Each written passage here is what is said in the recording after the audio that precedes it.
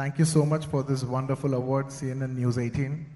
It's a very special award. প্রথম কোন তেলুগু তারকা হিসেবে ভারতের জাতীয় চলচ্চিত্র পুরস্কারে সেরা অভিনেতার খেতাব অর্জন করেছেন দক্ষিণী সিনেমার সুপারস্টার আল্লু অর্জুন। পুষ্পা সিনেমার জন্য সেরার মুকুট মাথায় উঠেছে অভিনেতার। ভারতীয় বিনোদন জগতের বলিউড, তেলুগু, মালায়ালাম সহ সব ইন্ডাস্ট্রির সুপারস্টারদের পারিশ্রমিকের দিক থেকে ছাড়িয়ে গেছেন আল্লু অর্জুন। বলিউড বাদশাহ শাহরুখ খান, সালমান খান, রণবীর সিং, রণবীর কাপুর সহ বড় বড় অভিনেতাদের পেছনে ফেলে শীর্ষে তিনি। এতদিন ছিলেন তেলুগু সুপারস্টার বিজয় থালাপতি। অভিনেতা আল্লু অর্জুন পুষ্পার ব্যাপক সাফল্যের পর থেকেই দ্বিগুণ হয়েছে তার পারিশ্রমিক।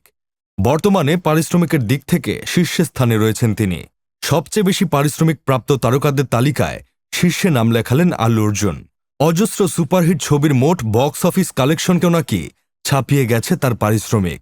এদিকে বক্স অফিসে মুক্তির অপেক্ষায় আছে পুষ্পা 2।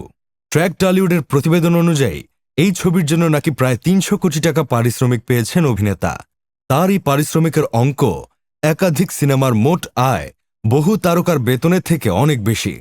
এই প্রতিবেদন অনুযায়ী ভারতের সবচেয়ে বেশি পারিশ্রমিক প্রাপ্ত অভিনেতা এখন আইকন স্টার আল্লু অর্জুন। ২০২১ সালে মুক্তি পায় পুষ্পা, যা দর্শক মহলে বিপুল সাড়া ফেলে দিয়েছে। এ ছবির খ্যাতি ছড়িয়ে পড়ে বিদেশেও। কোভিড পরবর্তী সময় যখন প্রেক্ষাগৃহ ধুঁকছে রীতিমতো, সেই সময় দাঁড়িয়ে দুর্দান্ত ব্যবসা করেছে পুষ্পা। সেই থেকে পুষ্পা 2 মুক্তির অপেক্ষায় সিনেমা প্রেমীরা। এদিকে আল্লু অর্জুনের আগে বিজয় থালাপতি ছিলেন এ তালিকার শীর্ষে। একাধিক মিডিয়া রিপোর্ট অনুযায়ী থালাপতি তার গড় ছবির জন্য ২০০ কোটি টাকা পারিশ্রমিক দাবি করেছিলেন। সেই ছবিতে তাকে দ্বৈত চরিত্রে দেখা যায়।